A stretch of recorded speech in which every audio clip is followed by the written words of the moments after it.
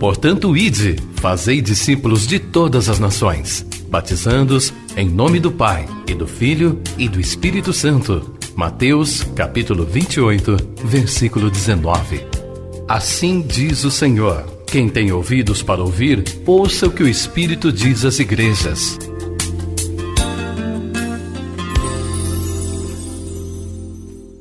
Deus, em nome de Jesus, mais uma vez, ó Deus, nós nos colocamos diante de Ti com gratidão no nosso coração, por mais esta oportunidade que o Senhor nos dá para glorificar o Teu nome. Obrigado, ó Deus, por cada pessoa que o Senhor congrega aqui. Te pedimos, Deus, fale conosco através da Sua palavra, que o propósito para o qual ela é enviada, a Tua mensagem, fique claro, ó Deus, no coração de cada um. Nós Te louvamos por termos o privilégio, ó Deus, de nos reunirmos para ouvir a Tua palavra. Em nome de Jesus é que oramos.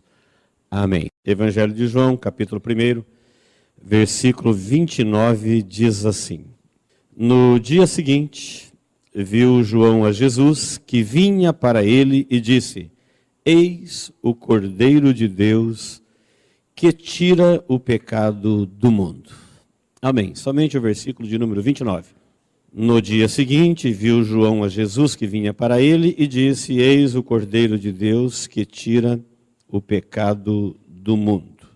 Nós sabemos que toda a Bíblia, a palavra de Deus, Antigo e Novo Testamento, toda a Bíblia, existe para revelar Jesus. Jesus está revelado em toda a Bíblia. A Bíblia revela Jesus e apresenta Ele como Salvador da humanidade através da sua morte na cruz. O que aconteceu ali na cruz é uma mensagem de Deus que está em toda a Bíblia para ficar claro, sabido, entendido para toda pessoa que tomar conhecimento do Cristo que morreu na cruz. Ele deve entender duas coisas: o quanto Deus ama o pecador. Ninguém nunca imaginou que Deus iria tão longe pelo perdido pecador, até a cruz. E isso ficou claro ali na cruz. E a outra coisa que ficou claro na cruz para todo mundo é o quanto Deus odeia o pecado. Quando você vê a crueldade que Cristo sofreu na cruz, sendo Ele o Filho de Deus, o Deus humanizado, você vai perguntar: por quê? Aí a Bíblia vai dizer que é porque Ele assumiu os nossos pecados. E o pecado, onde quer que ele esteja, recebe o juízo de Deus. E ele estava agora na vida do Filho de Deus. Ele não tinha pecado dele, mas ele assumiu o nosso. E quando Deus viu Jesus com pecado sobre a vida dele, ele teve aquele fim que vocês viram na cruz do Calvário. Ele aceitou ir para a cruz pelos nossos pecados, e mesmo ele se voluntariando, não tendo pecado próprio, sendo Jesus o Filho de Deus, por causa do pecado, ele teve aquele fim na cruz do Calvário. Muito bem, daí nós temos como introdução uma primeira lição. Se na vida de Jesus, que não tinha pecado pessoal, quando Deus viu o pecado na vida dele, ele teve aquele fim, pode imaginar em qualquer outra vida onde Deus ver pecado? Qual será o fim dele? Esta é a mensagem da cruz, esta é a mensagem da Bíblia. Então, muitas pessoas que já viveram mais próximas de Deus do que nós, ou que foram historicamente mais importantes do que nós, quando elas manifestaram na vida delas o desejo de acolher, aceitar, viver com um pecado favorito qualquer, Deus sempre agiu contra essa vida com o mesmo rigor que ele tem com o pecado, desde quando Adão pecou, e mesmo sendo Adão uma criatura amada de Deus, criado para refletir a glória de Deus, mas quando ele desobedeceu, o próprio Deus o expulsou da sua presença. Então, queridos, nós vamos meditar hoje sobre esse tema, os pecados favoritos. Talvez você não sabe ainda, mas talvez você tenha algum pecado favorito.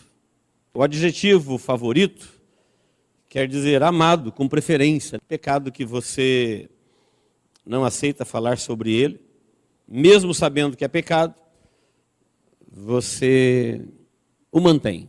Porque ele é amado, porque ele é favorito. Porque você o ama com preferência. Junto com o texto de João 1, 29 que nós lemos, eu quero fazê-los lembrar, que vocês são um texto que vocês conhecem, no capítulo 8 do Evangelho de João, no começo do capítulo, é aquele texto que Jesus coloca diante dele uma mulher flagrada em adultério. E os religiosos dizem, Moisés mandou apedrejar, e o que o senhor vai fazer agora? Era uma cilada para Jesus. E Jesus falou, eu não vou condená-la. Isso era um absurdo para os religiosos da época. Como que uma mulher flagrada, de acordo com as testemunhas de Moisés, com a lei de Moisés, como que ele não vai condená-la? Ele tem que condená-la. E Jesus não condenou, perguntou dos acusadores, os irmãos conhecem o texto, mas ele falou para a mulher, vai e não peques mais. No capítulo 5 do Evangelho de João, é aquele texto que Jesus cura um paralítico que estava há 38 anos na beira do tanque, 38 anos, e Jesus passa pelo tanque de Betesda e o cura, e depois o encontra de novo e falou, olha, agora que você já está curado, vai e não peques mais, para não te acontecer alguma coisa pior. Juntando esses três textos, nós vamos ver que porque Jesus perdoou a mulher pecadora, porque Jesus curou aquele paralítico num sábado, os religiosos, escribas e os fariseus decidiram e colocaram em prática um plano para matar Jesus. Pense comigo agora, este povo, eles são religiosos, eles são praticantes do judaísmo, esperam o Cristo, confessam a sua palavra, eles conhecem as profecias, sabem tudo a respeito de Deus, é o povo mais informado a respeito de Deus na face da terra. No entanto, eles decidem matá-lo. Como que alguém ama alguém, espera por alguém, acredita nele, reverencia, pratica a religião e sofre uma pane mental, uma confusão espiritual, são arrastados e mergulhados em trevas tão densas que eles decidem matar a pessoa que eles amam, que eles adoram, que eles esperam, que eles veneram, que eles acreditam nas suas promessas. Querem matá-lo agora, eles decidem matá-lo e eles vão matar o Deus homem. Ele veio para eles, eles estão esperando por ele, ele prometeu que viria para eles creem nele, e agora ele veio, ele se humanizou, está entre eles, mas parece que uma nuvem negra, densa, ocupa a mente deles, a alma deles, são arrastados por uma cegueira, por um distúrbio, por uma confusão, e eles não conseguem mais entender que ele é Deus e decidem matá-lo. Bom, isto só é possível porque eles estavam em trevas, então no escuro ninguém reconhece ninguém. Então, na verdade, este povo conhecia as profecias, conheciam as palavras, conheciam as mensagens, mas não conhecia ele. Por isso, eles estão confusos. É como se estivesse num lugar escuro, e num lugar escuro qualquer um pode matar qualquer um. Ninguém reconhece ninguém. Ou então eles estão passando por uma confusão mental, por uma pane geral, que eles não conhecem, mas eles não sabem nem onde estão e nem com quem estão falando. Eles se perdem espiritualmente na sua religiosidade e tomam uma estúpida decisão de, sendo o povo de Deus, matar Deus. Jesus é Deus. É claro que não é possível matar Deus. O único lugar que você pode matar Deus é em você e para você. Foi o que eles fizeram. Eles mataram Deus neles e para eles. Eles vão fechar para eles a porta do céu, fechar as oportunidades de Deus, as promessas de Deus, o amor de Deus, e Deus não será mais possível para eles por causa da atitude deles. A Bíblia revela que isso foi uma astuta cilada do diabo, uma mente diabólica com um plano tão ardiloso, tão venenoso, tão letal, que usa a própria religião para confundir a mente dos religiosos e levar o povo de Deus a se revoltar contra Deus. Ultimamente nós temos assistido no nosso meio a sociedade assustada por causa da criatividade das mentes criminosas. todo mundo com medo, todo mundo assustado, todo mundo preocupado. É a mesma mente criminosa diabólica, que ele rouba da sociedade a paz, as riquezas, o viver, e rouba da pessoa a sua herança eterna, a sua fé, as promessas, a fidelidade. Porque tem essa capacidade de armar, de criar. Tem esse poder de criar situações, de enganar as pessoas e embaraçar a vida delas, a tal ponto delas não serem reconhecidas como lúcidas pelos seus próprios atos. Porque como pode o povo de Deus, que ama Deus, que espera por Deus, que professa Deus, que morrem por Deus? Este povo aqui que decidiu matar Deus, é um povo que muitas vezes se deixou chacinar, se ofereceram para a morte muitas vezes por Deus. Como que uma nação que dá sua vida para Deus, num outro momento decide matar Deus? O que houve com eles? Numa pequena análise, não precisa ser muito profunda, nós vamos ver que o problema deles era pecados favoritos, pecados prediletos. Coisas que eles queriam muito, amavam muito, e nem para Deus eles queriam abrir mão disso. E eu acabei de dizer na introdução, qual é o critério de Deus contra o pecado? Como é que Deus trata qualquer pessoa quando ela aceita o pecado na sua vida? O próprio Filho de Deus, quando ele assumiu o meu pecado, veja o que aconteceu com ele na cruz do Calvário. Quer dizer que Deus não amava Jesus? Não, ali está revelado as duas grandes mensagens da Bíblia. O quanto Deus ama o pecador e o quanto Deus odeia o pecado. Na visão de João, capítulo 1, versículo 29, ele diz: eis o Cordeiro de Deus que tira o pecado do mundo. Então, quando o assunto é pecado, cuidado. Cuidado com o manuseio, cuidado com a interpretação, cuidado como você lida com isso. Isso tem consequências eternas. Não se engane atrás de uma Bíblia, atrás de uma religião. Eu estou falando de gente aqui que dava um banho na gente de religiosidade. Estou falando de gente que dava a sua vida por Deus. Estou falando de gente que praticava uma religião que nós não vamos encontrar uma com tanto rigor nos dias de hoje. Mas eles brincaram com isso que a Bíblia chama de pecado, que é onde é a raiz de todo o mal, é a origem de toda maldição, é o que levará toda e qualquer pessoa ao juízo. Porque Deus abomina, Ele odeia o pecado. Então cuidado com relações, com convívios. Se você der uma olhadinha para a Bíblia, buscar na sua memória, você vai ter uma ideia da quantidade de vítimas, de pessoas boas, maravilhosas, reis, governos, homens, mulheres, gente brilhante, que foram vitimadas por causa do pecado. Brincaram com ele, acalentaram ele, acobertaram ele, deram a ele um carinho, uma preferência, um favoritismo, porque entenderam que é um só, vai passar desapercebido, não é algo assim que chama atenção, não é algo que recebe do coração do próprio hospedeiro algum tipo de rejeição, e foram vítimas do pecado que eles amaram e acobertaram. Quando Deus diz que Jesus, ele olhou para Jesus e falou: ele é o Cordeiro de Deus que tira o pecado do mundo. Ele existe antes de mim. Eu não o conhecia, mas foi para vir falar para vocês que ele é o Cordeiro de Deus que tira o pecado do mundo, foi que eu nasci. Sabia que João Batista veio ao mundo simplesmente para introduzir Jesus ao mundo? Morreu novo, morreu com morte trágica e morreu feliz. Ele falou: não, eu vim para isso e o meu gozo está cumprido. Falou: ninguém fica com pena de mim. Nasci para isso, vim para isso, vim para mostrar para vocês quem é o Cordeiro de Deus que tira o pecado do mundo. E apontou para Jesus.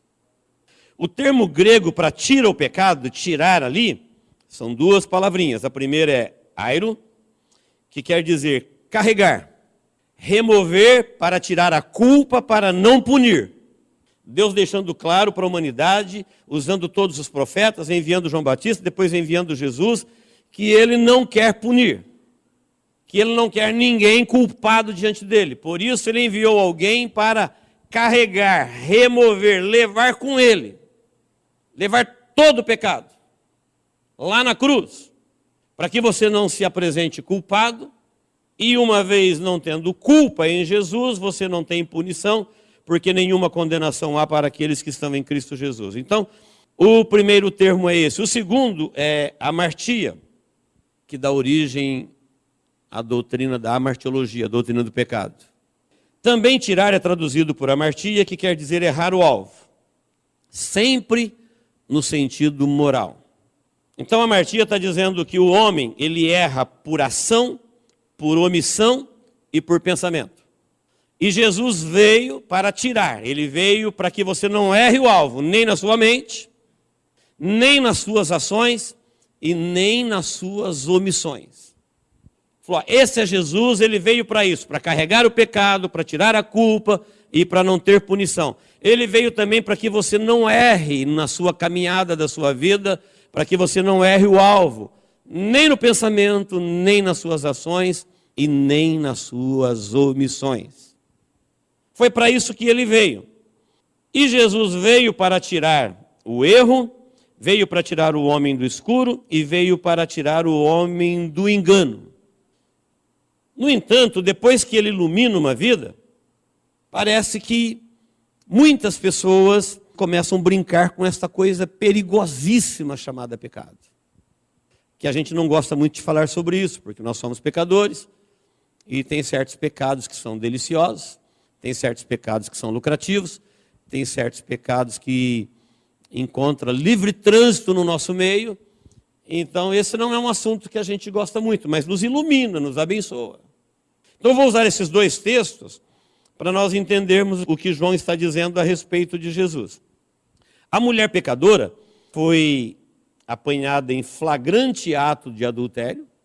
Jesus estava assentado, ensinando os discípulos, e chegaram os religiosos e apresentaram uma mulher, estava todo mundo assentado, colocaram ela em pé diante dele, e falou, Senhor, essa mulher aqui, está em flagrante ato de adultério, e aqui estão as testemunhas. E Moisés, que recebeu a lei de Deus, falou que tais pessoas têm que ser apedrejadas.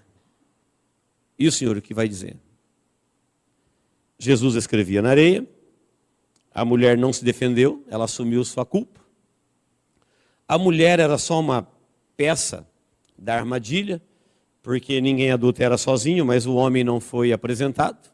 Talvez ele estivesse ali entre eles, talvez ele foi até contratado para conduzir aquela prostituta num ato de prostituição, para flagrá-la de propósito, porque o grande objetivo era matar Jesus.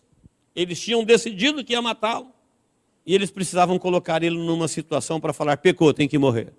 Qualquer decisão que ele tomava ali, ele teria uma sentença de morte sobre a cabeça dele. Ou ele se levantaria contra os religiosos que o apedrejariam, ou ele se levantaria contra Roma, que tinha o direito da pena capital, e morreria também. E Jesus não responde, escreve na areia, e eles insistem. E aí? Como é que vai ser? Não se tratava de nada anormal, era comum pessoas morrerem apedrejadas, quando eles transgrediam a lei. Era previsto em lei, era lei de Deus, e quando alguém transgredia, a pessoa nem advogava, ele aceitava que ele ia morrer e acabou. Tanto é que a mulher não se defende, ela não reluta, ela não fala nada, ela está quieta, ela assume a sua culpa. E como eles insistiram, Jesus falou assim, então tá bem, vamos cumprir a lei. Aquele que está sem pecado, seja o primeiro, pode puxar a fila, atire a pedra. E eles vão soltando as pedras, e vai saindo um a um, e diz o texto que eles estavam sendo condenados pela própria consciência deles. Nesse momento, Jesus pergunta para a mulher, onde estão os teus acusadores? Ninguém te condenou? E ela disse, ninguém, Senhor.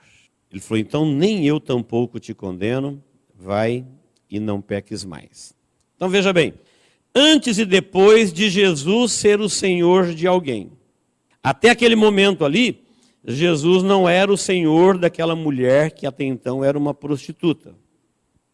Mas naquele momento que ela entende que ela vai morrer, porque o pecado da prostituição estava na vida dela, ela não tinha como se defender, e estava previsto em lei, ela vai morrer. Ela sabia exatamente o que estava acontecendo. Mas quando os homens vão embora e Jesus pergunta para ela pelos acusadores, ela reconhece o senhorio de Jesus e o chama de Senhor.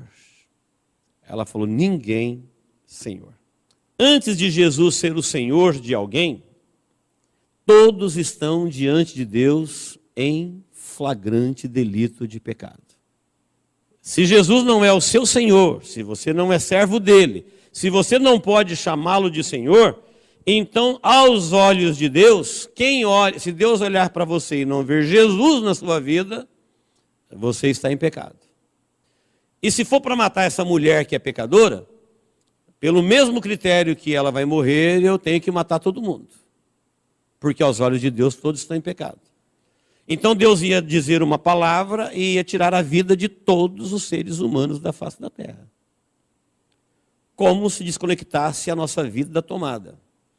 Numa única palavra, Deus ia matar todo mundo que está em flagrante pecado, aos olhos deles, e todos morreriam. Porque a Bíblia é muito clara que se alguém for condenado em um item da lei, se alguém for transgressor de um item da lei, ele é condenado em toda a lei. Você vai ler isso também em Tiago 2:10, ele diz, se você guarda toda a lei e tropeçar num só item, você é condenado em toda a lei. As pessoas que estão condenadas hoje, nem todas transgrediram o mesmo artigo que está previsto em lei. Não, aquilo que foi legal para um é legal para o outro, aquilo que um praticou, o outro não praticou, mas o texto diz que aos olhos de Deus, se a pessoa transgredir um único mandamento, ele é condenado em toda a lei. Portanto, se ele tem culpa em algum único pecado, ele recebe toda a sentença que Deus determinou sobre o pecado, e então Deus teria que matar todos. Se Deus não mata todos, então ele vai dar uma oportunidade para todos. E a oportunidade que ele vai dar para todos é para todos. Aquelas pessoas que você acha, não, essas não pode ter uma oportunidade. Elas terão uma oportunidade de Deus, porque aos olhos de Deus todos estão em flagrante delito. Então aquilo era um absurdo. Os discípulos da igreja primitiva, durante muito tempo, não liam este texto.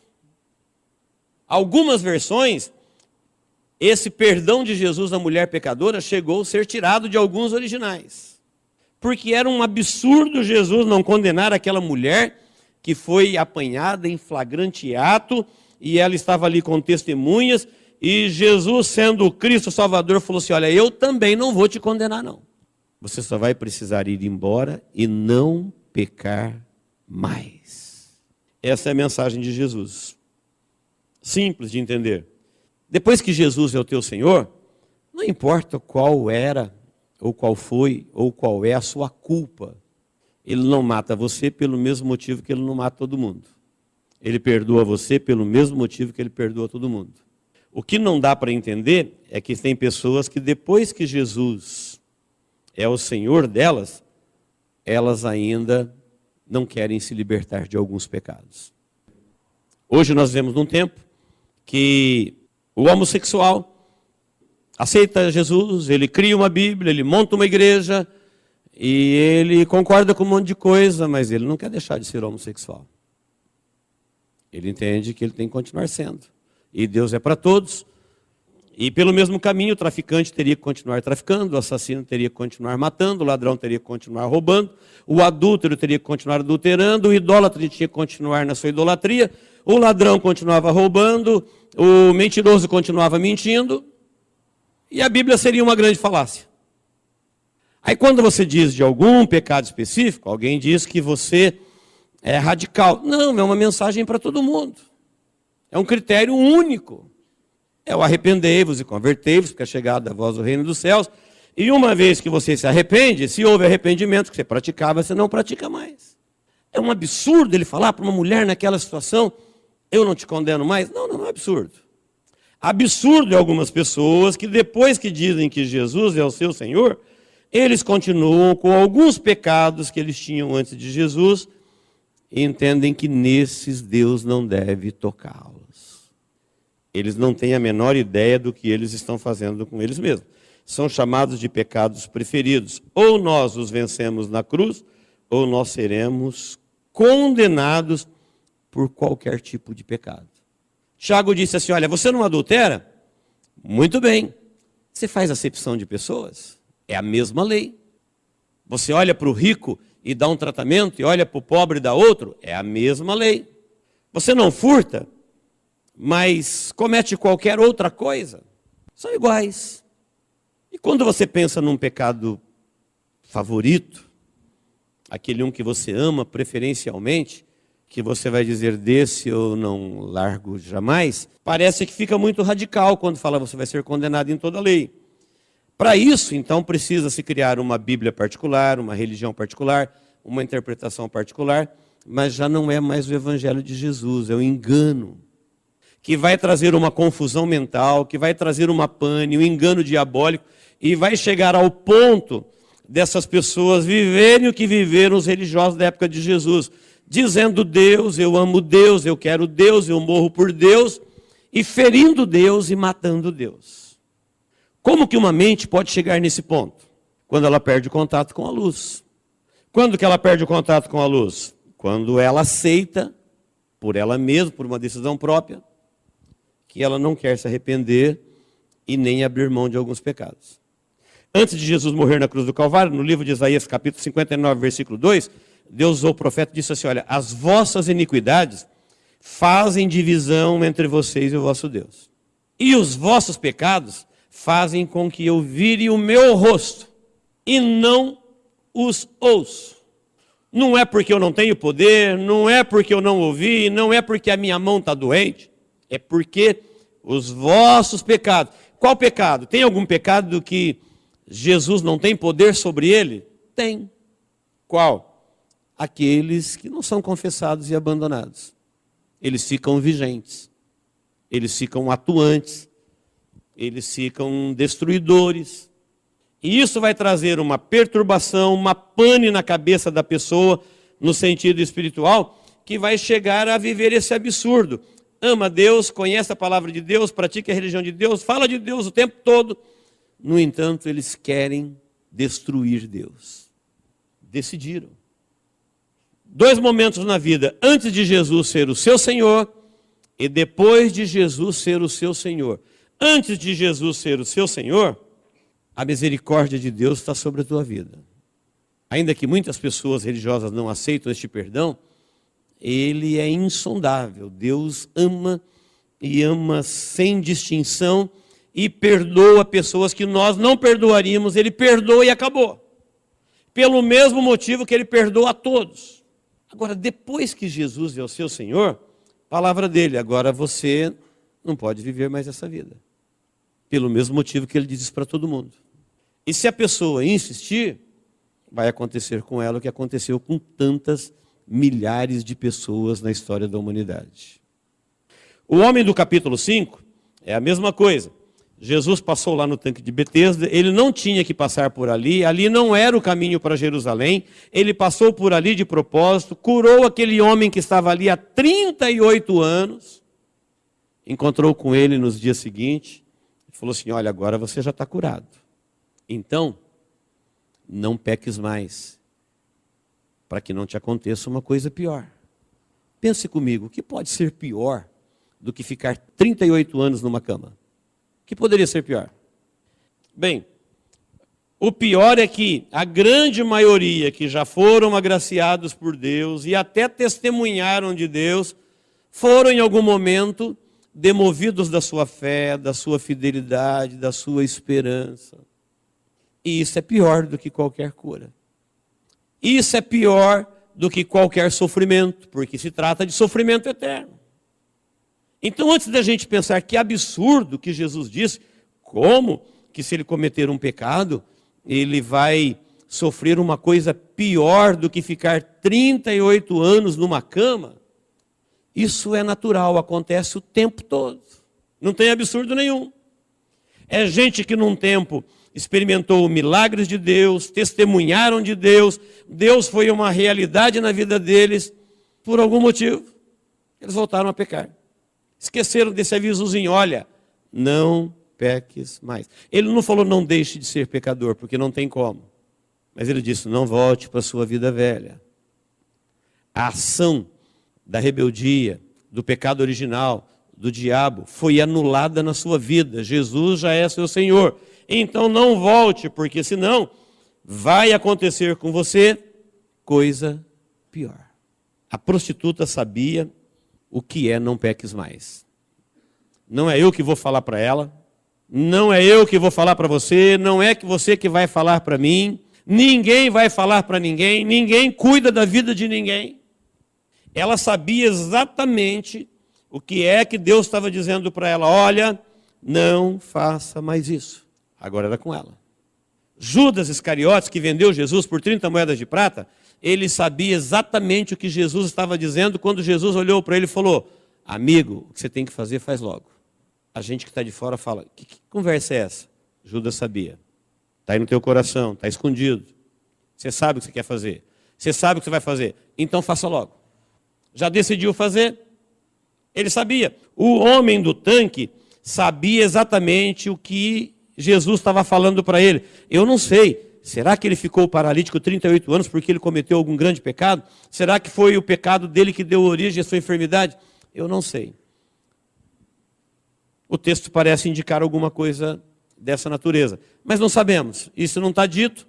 Não é para a gente dizer. Mas o que está dito é que ele sabia exatamente o que Jesus estava dizendo para ele. Ele falou: olha, Deus te alcançou. Você sabe o privilégio que é Deus te alcançar? Escrever o teu nome no livro da vida, chamar Jesus de Senhor. Você sabe quantas milhares de pessoas passam por este mundo e não têm essa oportunidade? Aconteceu com você. Jesus passou exatamente onde você estava, indo para a condenação eterna. E Ele te curou, Ele te salvou, Ele escreveu o teu nome no livro da vida. Então agora, não faça mais o que você fazia. Não é eu que vou te falar: pastor, qual que é o meu pecado? Eu não sei. Eu posso saber do meu. Aquilo que Deus fala ao meu coração. E você sabe o que é que Deus está falando com você. Não faça mais isso. Para que não te aconteça coisa pior. O homem das pedras nas mãos, aqueles que estavam com pedras para tirar, eles sabiam exatamente o que Jesus estava dizendo quando ele falou assim: nem eu te condeno. Diz que a consciência deles pesou. E quando a consciência pesou, eles abriram as mãos e as pedras caíram. E eles foram saindo um a um. Ou seja, cada um deles sabia porque estava com pedras nas mãos. E eles entenderam exatamente o que Jesus estava dizendo quando ele disse: olha, quem aí não está em pecado, vamos lá. Vamos cumprir a lei de Moisés. Pode atirar a pedra. Eles sabiam. Eu não sei o que eles tinham praticado. Por que eles não atiraram a pedra? Ah, nós sabemos que eles estavam em flagrante delito aos olhos de Deus. Mas na consciência deles, Deus foi convencendo um por um deles que eles não podiam atirar aquela pedra. O único que podia atirar a pedra ali era Jesus. Ele falou: eu não vou te condenar. Em vez de te condenar, eu vou te dar uma palavra: vai e não peques mais. Vai viver a sua vida rumo à eternidade, não peques mais. Cada um deles sabia. O jovem rico, quando ele falou para Jesus o que ele tinha que fazer para herdar a vida eterna, e Jesus falou para ele assim: olha, vai e vende tudo que tem, dá para os pobres, terá um tesouro no céu. Muitas pessoas pensam que isso é uma lei para todo mundo, que seguir Jesus você tem que pegar tudo que tem e vender e dar para os pobres. Não, Deus não falou isso para duas pessoas, falou para uma só. Então ele sabia exatamente o que é que Jesus tinha dito para ele. Porque tem muita gente que pode seguir Jesus sem vender nada, mas ele não podia. O que ele possuía exercia uma influência maligna na vida dele, e ele pediu para Jesus que ele queria entrar na vida eterna. E Jesus falou assim: olha, você conhece os mandamentos? Conheço. Pratico isso a minha vida inteira. Sei de cor. Diz que Jesus o amou. Falou: está te faltando uma coisa. Você tem que se livrar do que você tem. Isso aí está te destruindo. Isso vai te destruir. Mas o que ele tinha era algo muito favorito. Era amado com preferência. Ele abaixou a cabeça, ficou triste e foi embora. Rejeitou as riquezas espirituais, porque tinha alguma coisa guardada no coração dele, da qual ele não queria abrir mão, mas que ele entendeu Jesus falando para ele: olha, você precisa se livrar disso. E foi uma palavra falada com amor. Jesus não pediu para ele, falou assim: olha, se livra disso, dá isso daí, e você vai entrar no céu, e vai ter um tesouro no céu. E ele dispensou, e foi embora. E outros textos. Jesus passou por Gadara e curou todos os enfermos lá. Só que lá tinha um homem que era endemoniado, era um terrível. Jesus expulsou o demônio dele e o demônio entrou nos porcos, e os porcos eram muitos, 2.000 porcos. Endemoniados, eles foram precipitados no abismo e morreram, e os porqueiros foram lá e falaram para Jesus, vai embora daqui. Eles estavam dizendo para Jesus, livra-nos dos nossos demônios, mas não toque nos nossos porcos. Liberta-nos dos nossos medos, mas não mexa nos nossos pecados. Me livra dos enganos das trevas, mas não mexa nas minhas trevas. Assunto seríssimo. Isso aqui levou muita gente boa para a perdição. Porque eles entendiam, uma vez que eu sou religioso, uma vez que eu falo em Deus, uma vez que eu sei de Deus, eu acho que, mesmo que seja pecado, nós achamos que Deus vai tolerar o pecado como a gente tolera. Nós achamos que Deus vai ter com o pecado o mesmo carinho que a gente tem. A gente desconhece o Deus da Bíblia. Por que você acha que Jesus está dizendo na cruz, Deus meu, por que me desamparaste? Porque Ele é o Filho de Deus amado, que Deus já havia bradado do céu, este é o meu Filho que eu amo, que eu tenho prazer. E não o livra, por causa dos meus pecados que estavam lá. Se os meus pecados, quando estava lá em Jesus, trouxe morte para Ele, você pode imaginar esses pecados na minha vida, sem Jesus? Qual é a minha sorte? Qual é a sorte de quem quer que seja? Então, queridos, quando a Bíblia diz, não peques mais, é um evangelho que é para todos. Pode ser traficante, pode ser bandido, pode ser homossexual, pode ser assassino. A pessoa, ela é amada por Deus com o mesmo critério. A gente fica pasmo de ver até onde Deus vai pelo pecador. Nunca ninguém imaginou na história da humanidade, naquilo que estava revelado, que Deus chegaria ao ponto de se humanizar e virar aquela vergonha na cruz por um pecador que Ele poderia substituí-lo com um estalar de dedos. Como que alguém dá tanto por nada? O motivo é amor. Ele amou. Amou a ponto de sofrer os horrores da crucificação de seu filho para nos ver livres do pecado. Mas o coração de Deus se enche de ira quando nós, depois de sermos alvos de tão grande amor, amamos o pecado que Ele tanto odeia. Acalentamos, escondemos, encobrimos. Então é verdade que Deus ama pecadores, mas qualquer pessoa de qualquer prática mundana neste mundo, uma vez que ele identifica que alguma coisa é pecado e que Deus não se agrada, que está revelado no Evangelho, livre-se dessa desgraça. Não aceita isso na sua vida. Tenha misericórdia de você mesmo. Não se engane com religião. Olha o que a religião fez com os religiosos da época de Jesus. Gente que ama Jesus, que dá vida por Jesus, porque Ele é o Cristo. A grande mensagem espiritual do Antigo Testamento é o Cristo que viria. E olha o que a religião fez com eles. Eles estão lá todos agora decididos a matar Cristo. Vítima de trevas densas, de enganos profundos, vivendo uma verdadeira pane na mente deles, no espírito deles, na alma deles, confundidos na sua própria religião. Qual o motivo? Falta de Deus. Por que Deus se foi? Por causa dos pecados encobertos. Não é por causa dos pecados que eram grandes, por causa dos pecados encobertos. Nunca Deus puniu alguém porque ele era um grande pecador. Não há pecado que o sangue de Jesus não tenha poder sobre ele. Não é o problema do pecado.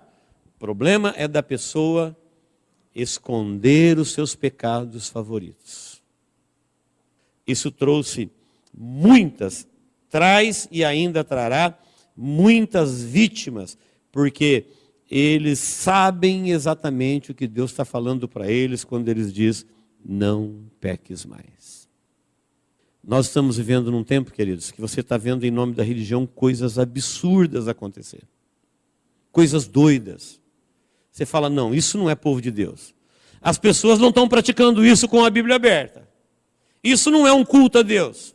Isso não é um pregador, isso não é uma mensagem. E é isso que está acontecendo. Aí você pergunta, qual o motivo de ter tanto ataque a Deus? Tanto ataque a Jesus, ao Espírito Santo, ao Evangelho, ao culto, a tudo que se chama de Deus? Porque o povo está vivendo essa confusão, essa pane.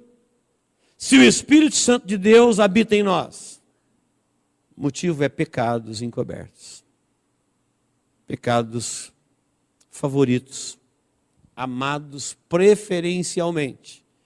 E as pessoas entendem, por algum motivo, que na vida deles, uma vez que eles gostam desse pecado, uma vez que ele é bom, uma vez que ele é lucrativo, uma vez que ele entende que desse ele não quer abrir mão, por algum motivo, ele acha que na vida dele não vai dar nada. E não falta mensageiros para te dizer que não tem problema. Não falta igreja para falar que se não der para você conviver com a Bíblia aberta, crie outra. Invente outra. Interprete do seu jeito. Mas o Evangelho de Jesus, ele é limpo, ele é claro. Deus ama incondicionalmente, mas Deus não pode conviver com o pecado. O pecado trouxe a desgraça que trouxe para a humanidade. O pecado trouxe dor ao coração de Deus, ao ter que permitir a morte de seu filho. Trouxe dor ao coração de Jesus ao assumir os nossos pecados e morrer por eles na cruz do Calvário. Então não tente arredondar ele na sua vida. Trate pecado como pecado.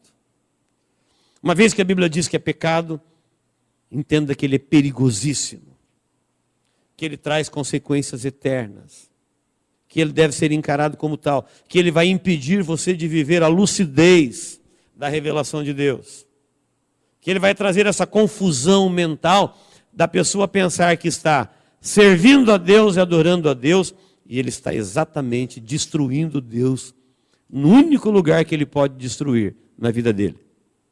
Eles queriam matar Jesus, mas eles mataram Jesus só para eles, só neles. Jesus continuou sendo Jesus, curando, libertando, salvando, fazendo alegrias acontecer no reino dos céus, mas na vida deles que foram confundidos por causa dos seus pecados pessoais, daquilo que eles acalentaram na vida dele, e sendo avisado por profetas, por palavras, por mensageiros, eles não abriram mão dos seus pecados. Ficaram sem Deus. E uma vez sem Deus, mergulharam em densas trevas. Foram vítimas de um profundo engano. Irmãos, eu quero encerrar dizendo, os dias são maus. Os dias são maus. O engano que paira sobre a face da terra é sem precedentes. Em nome de Deus, em nome de Jesus. Mas são enganos diabólicos, são enganos de uma mente tão diabólica que ela não pode ser percebida pela mente humana. Nós precisamos da luz do Evangelho, da revelação do Espírito Santo. Eu e você precisamos todos os dias da luz do Espírito Santo de Deus na nossa vida. Se o Espírito Santo de Deus não nos iluminar, nós vamos nos confundir. Nós vamos nos perder. Dá uma olhada no mundo à sua volta, veja as coisas acontecendo.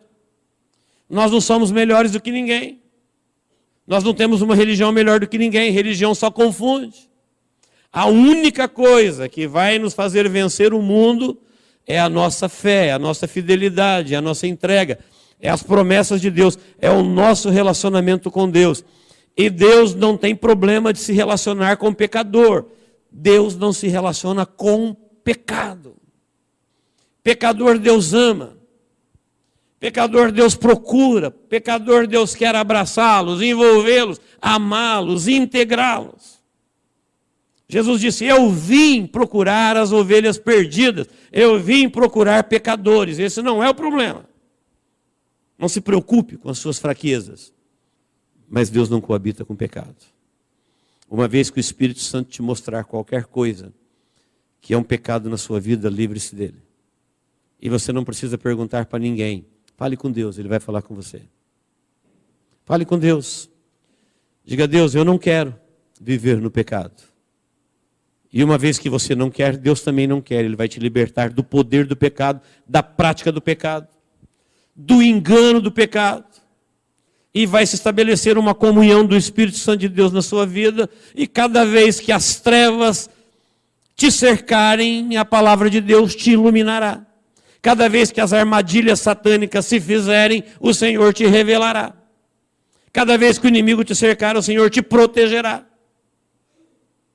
E você viverá a sua vida seguro todos os dias da sua vida, porque o Senhor é com você.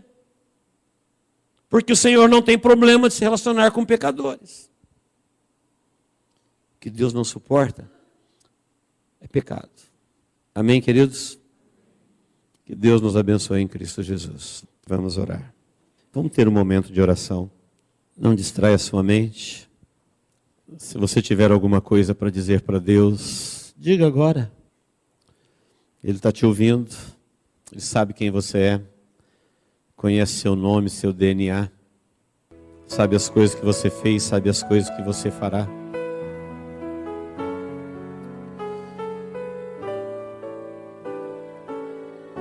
E cada um deve saber o que Deus está falando para ele.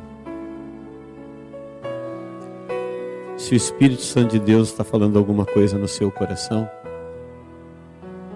obedeça. Renda-se, não relute, para que você não perca a luz do Evangelho na sua vida.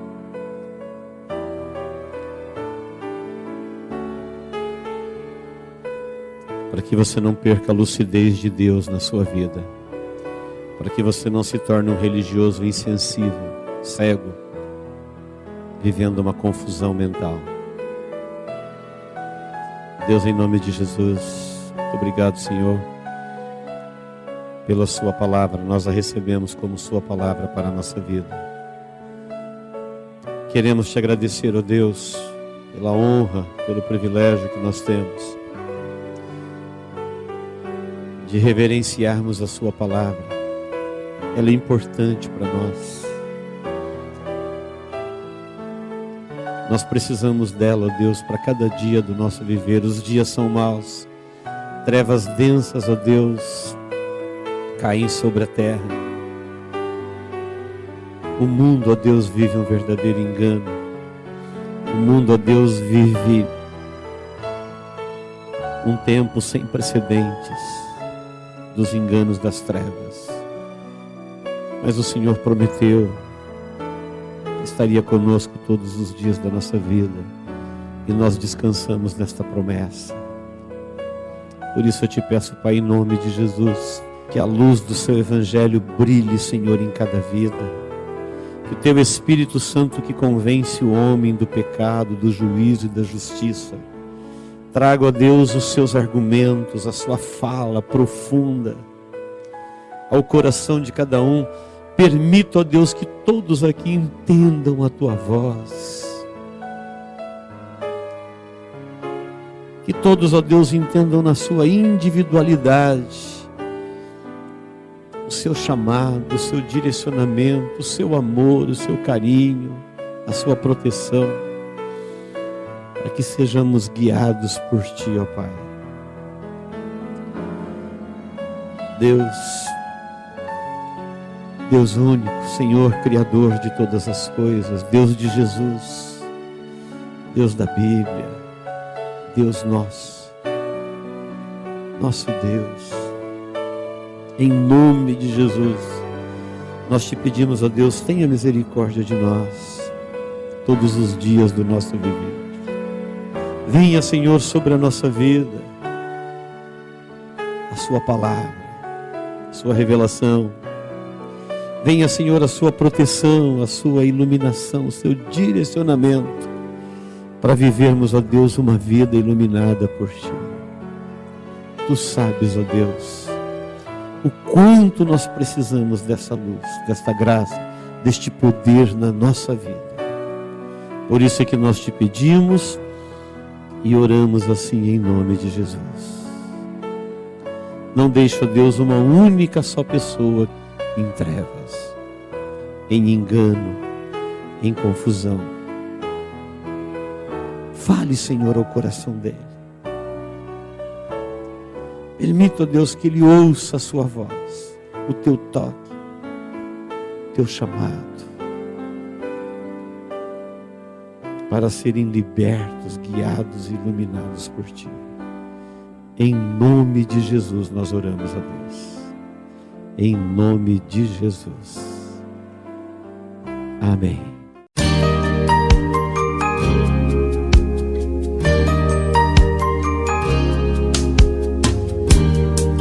Esta mensagem foi gravada ao vivo quando ministrada na Igreja Evangélica Manancial. Este tema e outros mais estão à disposição do público a preço de custo, com o único objetivo de proclamar a palavra de Jesus nestes últimos dias.